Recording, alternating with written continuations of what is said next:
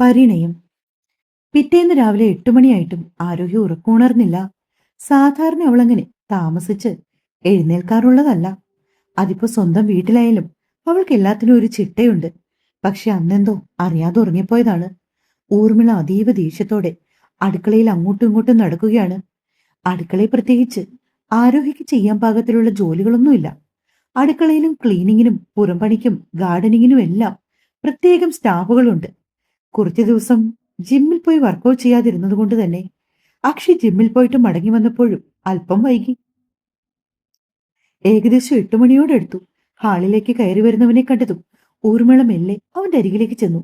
ആഹാ, മോൻ വന്നായിരുന്നോ? എന്താ അമ്മേ കാര്യം?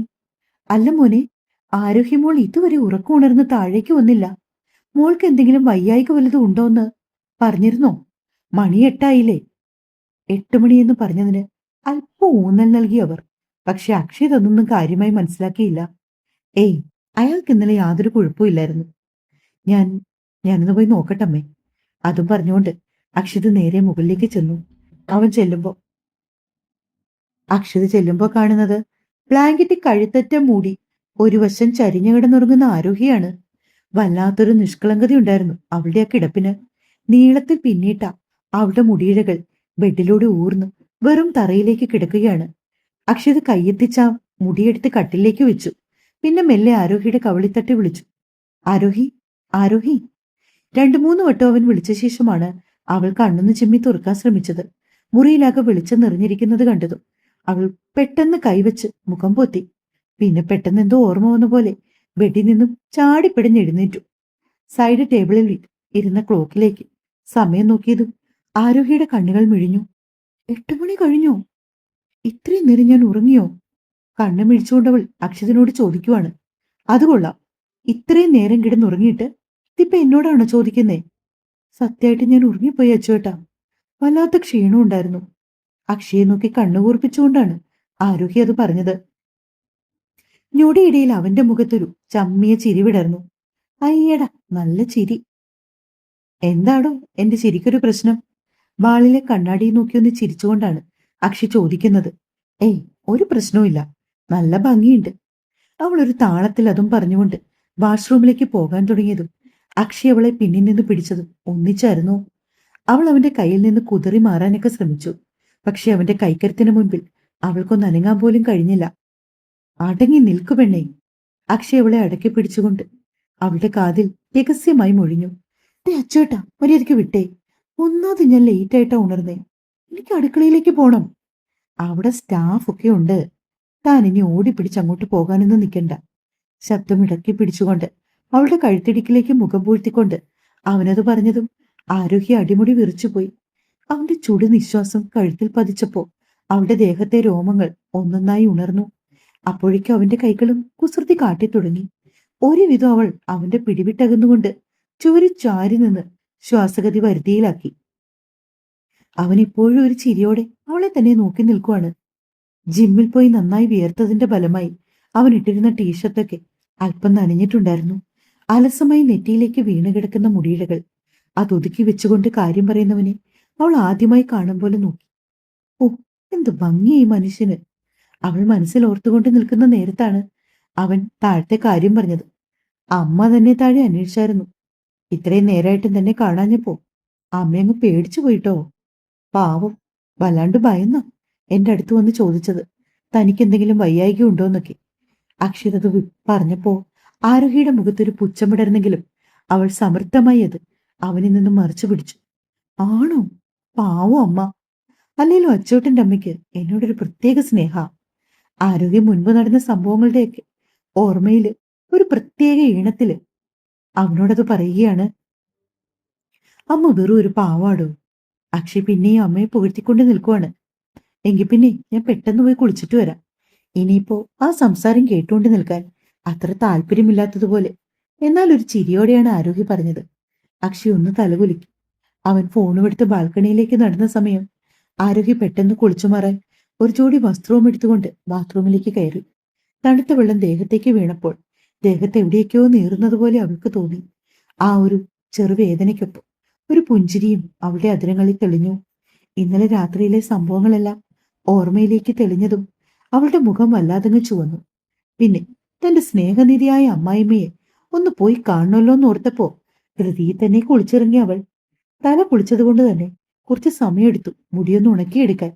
ശേഷം മുടിയൊക്കെ കോതിക്കെട്ടി ഒരു ലോങ് സ്കേർട്ടും മുട്ടപ്പ് ഇറക്കുള്ള ടോപ്പും ഇട്ടുകൊണ്ട് ആരോഹി താഴേക്ക് ഇറങ്ങിച്ചെന്നു. അവൾ പടികൾ ഇറങ്ങി വരുമ്പോ തന്നെ കണ്ടിരുന്നു മുകളിലേക്ക് നോക്കി തന്റെ വരവും പ്രതീക്ഷിച്ചതുപോലെ ഹോളിൽ നിൽക്കുന്ന ഊർമിളയെ. അച്ചോട്ടും പറഞ്ഞു അമ്മ എന്നെ കാത്തിരിക്കുവാണെന്ന്. ഒരു പ്രത്യേക രീതിയിൽ ഊർമിളയുടെ അടുത്ത് നടന്നു വന്നുകൊണ്ടാണ് അവളത് പറഞ്ഞത്. അവരവളെ ദേഷ്യത്തോടെ അടിമുടി നോക്കി. അതെ, ഇത് ഹോട്ടലൊന്നും അല്ല ഇങ്ങനെ തോന്നുമ്പോ എഴുന്നേറ്റ് വരാന്. ഇവിടെ ചില ചിട്ടവട്ടങ്ങളൊക്കെ ഉണ്ട്. അതെങ്ങനാ? രാത്രിയിൽ ഉറങ്ങിയാലല്ലേ നേരത്തെ എഴുന്നേറ്റ് വരാൻ പറ്റൂ? ആരോഗ്യ ഒരു കള്ളച്ചിരി മറച്ചു പിടിക്കാൻ ശ്രമിച്ചുകൊണ്ടൊരു പ്രത്യേക ഭാവത്തിലാണ് പറഞ്ഞത്. ഊർമിള അവളെ സൂക്ഷിച്ചു നോക്കി. ഇത്ര സൂക്ഷിച്ചൊന്നും നോക്കണ്ട. അമ്മയുടെ മോന്റെ കാര്യം തന്നെയാ പറഞ്ഞത്. ഇന്നലെ രാത്രി എന്നെ ഉറക്കിയിട്ടില്ല. ആരോഗ്യ എടുത്തടിച്ചതുപോലെ അത് പറഞ്ഞതും ഊർമിളയുടെ മുഖത്ത് അയ്യേന്നൊരു ഭാവമാണ്. പെട്ടെന്ന് വെട്ടിത്തിരിഞ്ഞവർ അടുക്കളയിലേക്ക് പോയപ്പോ വാപൊത്തി ചിരിച്ചുകൊണ്ട് ആരോഹി അവർക്ക് പിന്നാലെ അടുക്കളയിലേക്ക് നടന്നു. കോഫി ഇല്ലേമ്മേ? പിന്നെയും ഒന്നും രണ്ടും പറഞ്ഞ് ഊർമിളയെ ദേഷ്യം പിടിപ്പിക്കാൻ തന്നെയാണ് അവളുടെ ഉദ്ദേശം. അവിടെ എവിടെയെങ്കിലും കാണും, വേണമെങ്കിലെടുത്ത് കുടിക്ക്. അവർ അലസമായി പറഞ്ഞുകൊണ്ട് അടുക്കളയുടെ സാബിൽ ചാരി നിൽക്കുവാണ്. അവിടെ ഇരുന്ന ഫ്ലാസ്കിൽ നിന്നും ആരോഹി ഒരു കപ്പെടുത്തു വെച്ച് അതിലേക്ക് അല്പം കോഫി പകർന്നു. അമ്മയ്ക്ക് വേണോ കോഫി? ആരോഹി തേൻ പുരട്ടിയ വാക്കുകളിൽ ചോദിച്ചപ്പോ ആ ചോദ്യത്തിന്റെ അർത്ഥം മനസ്സിലായതുപോലെ ഊർമിള പുച്ഛത്തോടെ മുഖം കൂട്ടിക്കളഞ്ഞു. നീ പെണ്ണേ, നീ അധികം നിഗളിക്കാൻ നിൽക്കണ്ട. എന്റെ മോന് അക്ഷിത്, ഞാനൊന്ന് വിരൽ ഞൊടിച്ചാൽ അവൻ നിന്നെ തൂക്കിയെടുത്ത് വെളിയിൽ കളയും. കാണണോ നിനക്ക്? ഊർമിള രണ്ടും കൽപ്പിച്ചാണ് മാറിനു കുറുകെ കൈകൾ പിടിച്ചുകൊണ്ട് ആരോഹി സ്ലാബിലേക്ക് ചാരി അവർക്ക് എതിർവശത്തായി നിന്നു. കാണണം. ഇത്തവണ അവളും ഒട്ടും വിട്ടുകൊടുക്കാൻ പോയില്ല. അപ്പോഴാണ് അല്ലി അവിടേക്ക് വന്നത്. പെട്ടെന്ന് അല്ലിയെ കണ്ടത് ഇരുവരും അതീവ സ്നേഹത്തോടെ നിന്നു. ആഹാ, ഏട്ടത്തി ഉണർന്നായിരുന്നോ? കുറേ നേരം ഏട്ടത്തിയെ വെയിറ്റ് ചെയ്തിരുന്ന് കാണാഞ്ഞപ്പോ ഞങ്ങള് ബ്രേക്ക്ഫാസ്റ്റ് ഒക്കെ കഴിച്ചു. ആ, അതിനിപ്പോ എന്താ?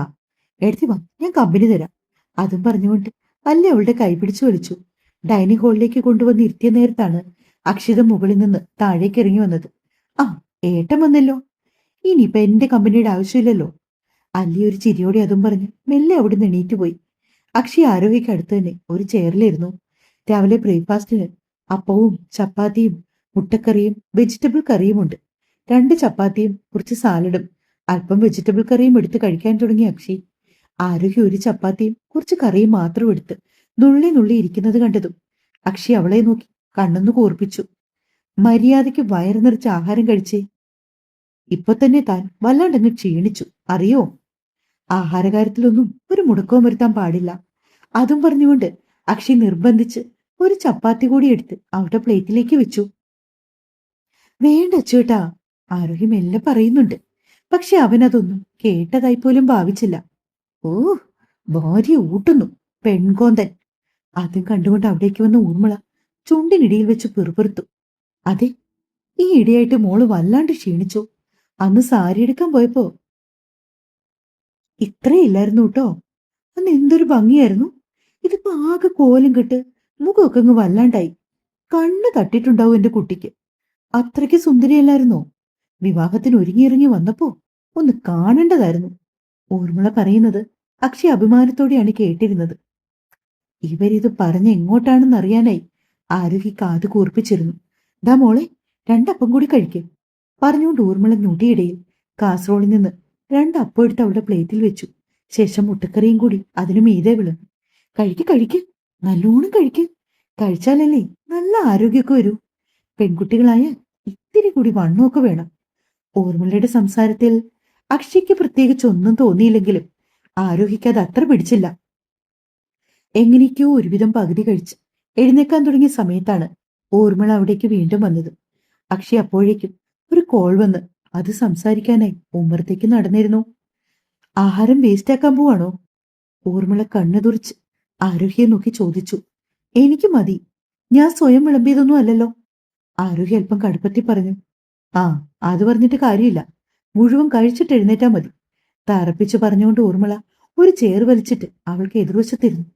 ഒടുക്കം ആരോഗ്യ നിവൃത്തിയില്ലാണ്ട് മുഴുവൻ ഭക്ഷണവും കുത്തിക്കയറ്റി കഴിച്ചു. അവളുടെ തീറ്റി കണ്ടപ്പോ ഊർമിളയ്ക്ക് ചിരി വന്നു.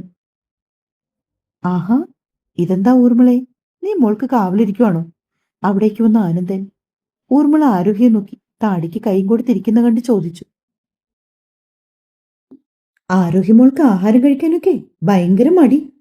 ഞാൻ മോളെ നിർബന്ധിച്ച് കഴിപ്പിക്കുമായിരുന്നു. ശോ, തന്റെ ഒരു കാര്യം. എടോ, അവരൊക്കെ ഇപ്പോഴത്തെ തലമുറയിലെ കുട്ടികളല്ലേ, അങ്ങനെ അധികം ആഹാരമൊന്നും കഴിക്കില്ല. ഡയറ്റ് ഒക്കെ ഫോളോ ചെയ്യുന്നതല്ലേ. ശേഷം ആനന്ദൻ ആരോഗ്യം നോക്കി. ഈ അമ്മ മോളെ സ്നേഹം കൊണ്ട് വീർപ്പ് മുട്ടിക്കുന്നുണ്ടല്ലേ. ആഹാരം വായിൽ കുത്തി നിറച്ചു വെച്ചവൾ അയാളത് ചോദിച്ചപ്പോ വെളുക്കേ ചിരിച്ചു കാണിച്ചു. ആനന്ദം മുറ്റത്തേക്ക് ഇറങ്ങിയത് ഒരുവിധം എങ്ങനെയൊക്കെയോ കഴിച്ചു തീർത്തുകൊണ്ട് ആരോഗ്യ പ്ലേറ്റും എടുത്ത് അടുക്കളയിലേക്ക് നടന്നു. എങ്ങനെയുണ്ട് മോളെ, വയറ് നിറഞ്ഞോ? പ്ലേറ്റുമായി അടുക്കളയിലേക്ക് നടക്കുന്ന ആരോഗ്യയോട് പിന്നാലെ വന്ന ഊർമിള ചോദിച്ചു. നന്നായിട്ട് നിറഞ്ഞമ്മേ, ഇനി അമ്മയ്ക്ക് ഞാൻ വയറ് നിറച്ച് തരുന്നുണ്ട് കേട്ടോ. അതും പറഞ്ഞിട്ടവൾ ലിവിംഗ് റൂമിലേക്ക് നടക്കുന്ന നേരത്താണ് അക്ഷി പുറത്തു നിന്നും അകത്തേക്ക് വന്നത്. എടോ, ഇവിടെ ഇങ്ങനെ കറങ്ങിത്തിരിഞ്ഞ് നടന്നാലെങ്ങനാ? വിവാഹത്തിന് പോകണ്ടേ? 10:30 മറ്റുമാണ് മുഹൂർത്തം. നമ്മൾ ബന്ധുക്കളല്ലേ, അല്പം നേരത്തെ ചെല്ലണ്ടേ? ആരോഗ്യ അവനെ കണ്ണുകൂർപ്പിച്ചു നോക്കി. ഇതെന്താണ് ഇപ്പൊ ഒരു ബന്ധുസ്നേഹം? വെറുതെ. അവൻ കണ്ണു ചിമ്മി ചിരിച്ചുകൊണ്ട് പറഞ്ഞതും അവന്റെ ആ പുതിയ ഭാവങ്ങളെല്ലാം ആദ്യമായി കാണുന്നത് പോലെ ആരോഗ്യ അവനെ സൂക്ഷിച്ചു നോക്കി. താൻ ഇവിടെ നിന്ന് സമയം കളയാതെ വേഗം പോയി ഡ്രസ്സ് മാറിക്കേ. തനിക്കൊരു സർപ്രൈസ് റൂമിലുണ്ട്. സർപ്രൈസ് എന്ന് കേട്ടതും ആരോഗ്യ ഇടം വലം നോക്കാതെ ഒറ്റ ഓട്ടമായിരുന്നു മുകളിലേക്ക്. കട്ടയിലിരിക്കുന്ന ജ്വല്ലറി ബോക്സ് കണ്ടതും ആരോഗ്യ വേഗം അത് കയ്യിലെടുത്തുകൊണ്ട് തുറന്നു നോക്കി. അക്ഷരാർത്ഥത്തിൽ ആരോഗ്യയുടെ കണ്ണുകൾ മിഴിഞ്ഞു പോയിരുന്നു. ഒരു ഹെവി ഡയമണ്ട് നെക്ലസ് ആയിരുന്നു ആ ബോക്സിലുള്ളത്. അതിന് മാച്ചിങ് ആയിട്ടുള്ള ഡയമണ്ടിന്റെ തന്നെ അത്യാവശ്യം ഹെവി ആയിട്ടുള്ള കമ്മലും കഴുത്തിനോട് ചേർന്ന് നിൽക്കുന്ന ചോക്കർ ഡിസൈനും അതിനൊപ്പം താഴേക്ക് ലെയറുകളായി കിടക്കുന്ന ഹാരം സ്റ്റൈലും ഒത്തുചേർന്ന ഒരു ട്രഡീഷണൽ മോഡേൺ കോമ്പിനേഷൻ ഡിസൈനായിരുന്നു അത്. തിളക്കമാർന്ന അൺകട്ട് ഡയമണ്ടുകളും വൃത്താകൃതിയിലുള്ള ഡയമണ്ടുകളും പോരാത്തതിന് റൂബി സ്റ്റോൺസും പതിപ്പിച്ചിട്ടുണ്ട്. ആരോഗ്യ അതിലൂടെ ഒന്ന് വിരലോടിച്ചു. അപ്പോഴാണ് അവൾക്ക് പിന്നാലെ അക്ഷിത് അവിടേക്ക് വന്ന് ഡോർ തുറന്ന് കയറിയത്. ഇഷ്ടായോ ഗിഫ്റ്റ്? അവൾ അവനെ നോക്കി ചിരിയോടെ തലകുലുക്കി. പക്ഷെ ഇത്രയും വിലയുള്ളതൊന്നും വേണ്ടിയിരുന്നില്ല കേട്ടോ. പെട്ടെന്ന് അതിൻ്റെ വിലയെപ്പറ്റി ഓർത്തതും ആരോഗ്യയുടെ മുഖം മങ്ങി. അതിനെന്താ, എനിക്കൊരു കാര്യം അറിയാവോ? ഇത് ആക്ച്വലി നമ്മുടെ വിവാഹത്തിന് മുമ്പേ ഞാൻ തനിക്ക് വേണ്ടി വാങ്ങി വെച്ചതാ. ഞാൻ ഒരിക്കൽ ഒരു വിദേശ രാജ്യത്ത് മീറ്റിങ്ങുമായി ബന്ധപ്പെട്ട് പോയത് താൻ ഓർക്കുന്നുണ്ടോ? ഉണ്ട്. 1 വീക്കിലേക്ക്. അതെ, അന്ന് അവിടെ വെച്ച് ഞാൻ തനിക്ക് വേണ്ടി വാങ്ങിയതാ ഇത്. അതിന് ആ സമയത്ത് നമ്മൾ തമ്മിൽ ഇഷ്ടത്തിലൊന്നും ആയിരുന്നില്ലല്ലോ. നമ്മൾ തമ്മിൽ ഇഷ്ടത്തിലല്ലായിരുന്നു. പക്ഷെ എനിക്ക് തന്നോടൊരു ഇഷ്ടമുണ്ടായിരുന്നു. അപ്പൊ ഞാൻ കരുതി ഇത് തനിക്ക് നന്നായി ഇണങ്ങുന്നു. കൊള്ളാം. അപ്പൊ ഞാൻ വിവാഹത്തിന് സമ്മതിച്ചില്ലെങ്കിലോ? ആരോഗ്യ ഇടുപ്പിൽ കൈകുത്തിക്കൊണ്ട് അക്ഷയെ നോക്കി. എനിക്കറിയാലോ താൻ സമ്മതിക്കുമെന്ന്. അല്ലെങ്കിൽ സമ്മതിപ്പിക്കും ഈ അക്ഷിത് മേനോൻ. അത്യാവശ്യം കോൺഫിഡൻസോടെ അവനത് പറഞ്ഞതും ആരോഗ്യ അവന്റെ മൂക്കിൻ തുമ്പിൽ പിടിച്ച് വലിച്ചു വിട്ടു. എന്നാലും ഇത്രയും വിലയുള്ള ഗിഫ്റ്റൊന്നും എനിക്കിനി വേണ്ട കേട്ടോ. ഇപ്പൊ തന്നെയായി 2-3 എണ്ണം ഇതുപോലത്തേത്. നോക്ക്, എന്റെ ഭാര്യയ്ക്ക് ഞാൻ എന്തേലും വാങ്ങിക്കൊടുക്കുന്നത് ആരും ചോദ്യം ചെയ്യാൻ വരണ്ട, കേട്ടല്ലോ? അക്ഷിത മുഖത്ത് അല്പം ഗൗരവം വരുത്തി പറഞ്ഞു. അതെ മിസ്റ്റർ, നിങ്ങളുടെ ഭാര്യ ഞാനാ. അതാ പറഞ്ഞത്, ആരും ചോദ്യം ചെയ്യാൻ വരണ്ട, പ്രത്യേകിച്ച് ഭാര്യ. ഞാൻ വാങ്ങിത്തരും, താനിടും, കേട്ടല്ലോ? അക്ഷിത വെറുതെ മുഖത്ത് അല്പം കൂടി ഗൗരവം വരുത്തിക്കൊണ്ട് പറഞ്ഞു. ആരോഗ്യ അവനെ ഒരു കള്ളനോട്ടം നോക്കിക്കൊണ്ട് അതെടുത്ത് കബോർഡിലേക്ക് വെച്ചു. അതെ, ഇതെടുത്ത് കെട്ടിപ്പൂട്ടി വെക്കാൻ വേണ്ടി അല്ല തന്നത്. ഇന്ന് വിവാഹത്തിന് പോകുമ്പോൾ ആരോഗ്യ ഇത് ഇട്ടിട്ട് വേണം വരാൻ. വിവാഹത്തിന് പോകുമ്പോഴോ? അവൾ എടുത്തു ചോദിച്ചു. തനിക്ക് കേൾവിക്ക് എന്തെങ്കിലും കുഴപ്പമുണ്ടോ? അതല്ലേ ഞാനിപ്പോ പറഞ്ഞത്. അങ്ങനല്ല അച്ചുവേട്ടാ, എനിക്ക് വയ്യ ഇത്രയും വലിയ മാലയൊക്കെ ഇട്ട്. എടോ പ്ലീസ് ആരോഗ്യ, എൻ്റെ ഒരു ആഗ്രഹമല്ലേ തന്നെ ഇതിട്ട് കാണണമെന്ന്. അക്ഷിത കെഞ്ചുന്നത് പോലെ പറഞ്ഞതും ഒടുക്കം അവൾ അതിന് സമ്മതം മൂളി. ഇനിയുള്ളത് ഈ ഡയമണ്ട് നെക്ലസിന് മാച്ചായ ഒരു സാരി കണ്ടുപിടിക്കുക എന്നതാണ്.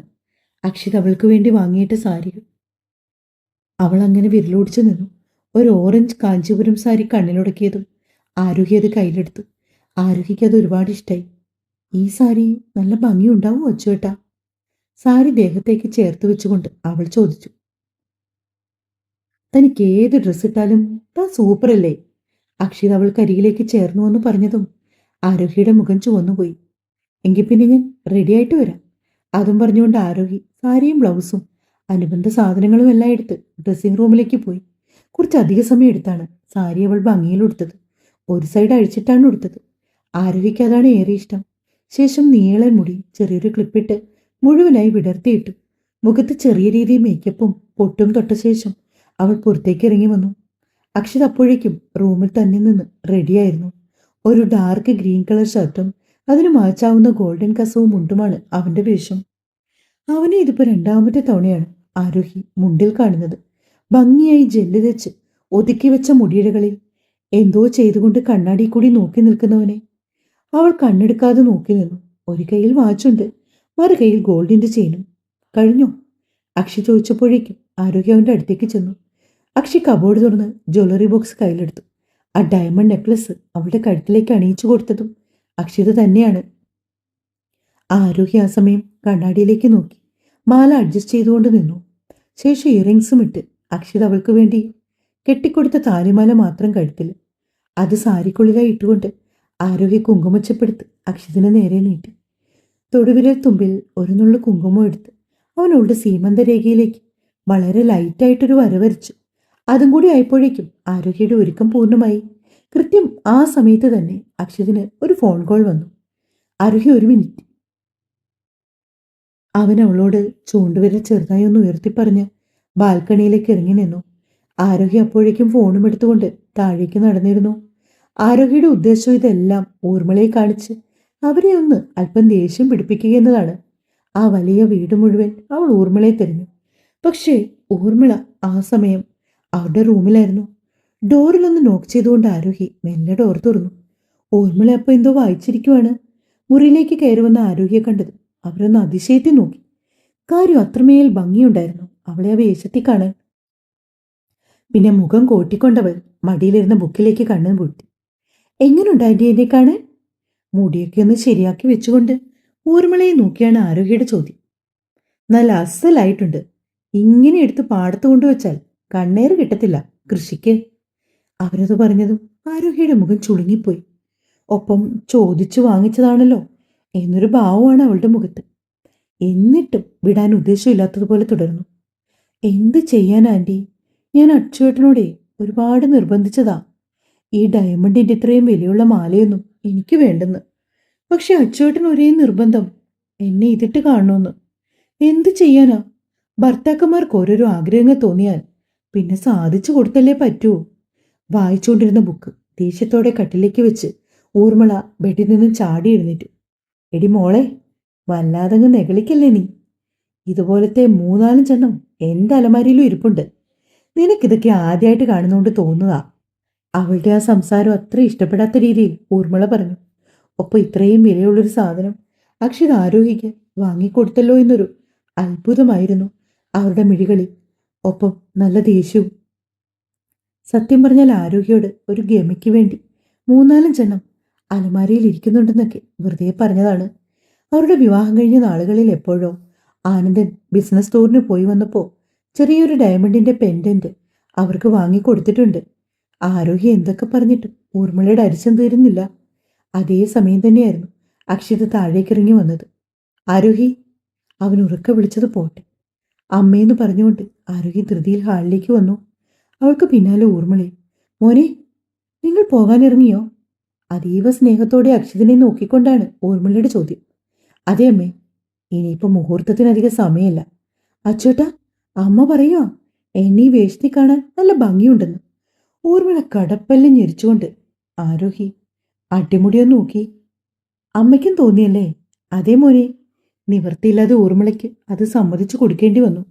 ഞാനും പറഞ്ഞു ഇയാളോട് ഈ വേഷത്തിൽ കാണാൻ നല്ല ഭംഗിയുണ്ടെന്ന്. ഓ പെങ്കോന്തൻ!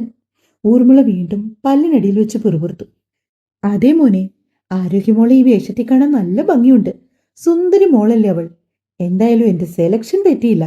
പറഞ്ഞുകൊണ്ട് ഊർമിള ആരോഹിയുടെ രണ്ട് കവളം പിടിച്ച് വലിച്ചൊന്നു വിട്ട്.